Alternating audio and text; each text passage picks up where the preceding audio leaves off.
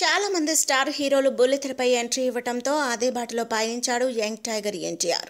Big Boss show ద్వారా NTR small screen పై సందడి చేయబోతున్నాడని వార్త వచ్చినప్పటి నుంచే ఈ షోపై అంచనాలు పెరిగిపోయాయి.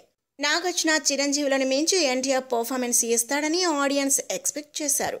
మరోవైపు బిగ్ బాస్ షో తెలుగు తెరకు పూర్తిగా కొత్త కావడంతో ఎన్టీఆర్ ఈ షోను ఎలా హ్యాండిల్ చేస్తాడనే దానిపై కూడా ఆసక్తి ఎక్కువగా కనిపించింది. ఎన్నో అంచనాల నడుమ బుల్లితెరపై ఎంట్రీ ఇచ్చిన young tiger NTR Bigg Boss షోలో మంచి పర్ఫార్మెన్స్ ఇచ్చాడని ఈ షో చూసిన ఆడియన్స్ అభిప్రాయపడ్డారు. అయితే షోలో పాల్గొన్న పార్టిసిపెంట్స్ మాత్రం బిగ్ బాస్ పై ఆసక్తి కలిగేలా చేయడంలో విఫలమయ్యారని చాలామంది భావిస్తున్నారు.